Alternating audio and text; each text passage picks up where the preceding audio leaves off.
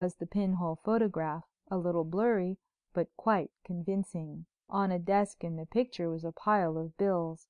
McLaughlin was shoving them away from him toward Bennett. A man who was facing forward in the picture was talking earnestly to someone who did not appear. I felt intuitively, even before Kennedy said so, that the person was Miss Ashton herself as she stuck the needle into the wall.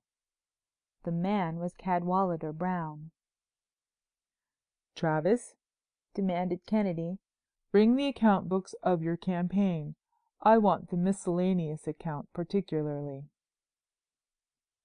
The books were brought, and he continued, turning the leaves. "It seemed to me to show a shortage of nearly $20,000 the other day." "Why, it has been made up. How was that, Bennett?" Bennett was speechless. "I will tell you," Craig proceeded inexorably. "Bennett, you embezzled that money for your business. Rather than be found out, you went to Billy McLaughlin and offered to sell out the reform campaign for money to replace it. With the aid of the crook, Hanford, McLaughlin's tool, you worked out the scheme to extort money from Travis by forged photographs. You knew enough about Travis's house and library to frame up a robbery one night when you were staying there with him. It was inside work, I found at a glance. Travis, I am sorry to have to tell you that your confidence was misplaced. It was Bennett who robbed you, and worse." But Cadwallader Brown, always close to his creature Billy McLaughlin, heard of it. To him it presented another idea. To him it offered a chance to overthrow a political enemy, and a hated rival for Miss Ashton's hand. Perhaps into the bargain it would disgust her with politics, disillusion her, and shake her faith in what he believed to be some of her radical notions. All could be gained at one blow.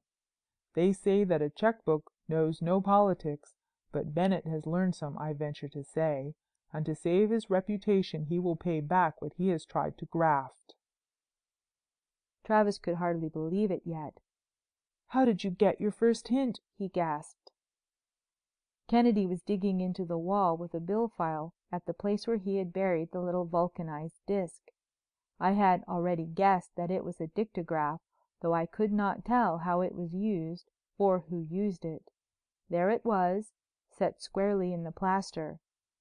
There also were the wires running under the carpet. As he lifted the rug under Miss Ashton's desk, there also lay the huge circles of wire. That was all. At this moment Miss Ashton stepped forward. "Last Friday," she said in a low tone, "I wore a belt which concealed a coil of wire about my waist. From a wire ran under my coat, connecting with a small dry battery in a pocket. Over my head I had an arrangement such as the telephone girls wear, with a receiver at one ear connected with the battery. No one saw it, for I wore a large hat which completely hid it. If anyone had known, and there were plenty of eyes watching, the whole thing would have fallen through. I could walk around. No one could suspect anything, but when I stood or sat at my desk, I could hear everything that was said in Mr. Bennett's office."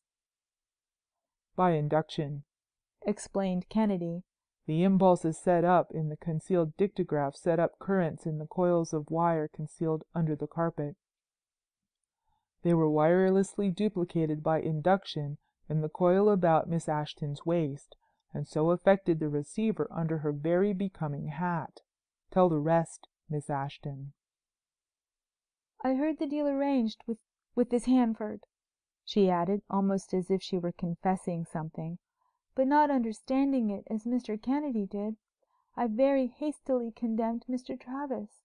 I heard talk of putting back 20,000 into the campaign accounts, of 5,000 given to Hanford for his photographic work, and of the way Mr. Travis was to be defeated whether he paid or not.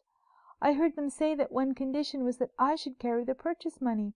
I heard much that must have confirmed Mr. Kennedy's suspicion in one way, and my own in an opposite way, which I know now was wrong.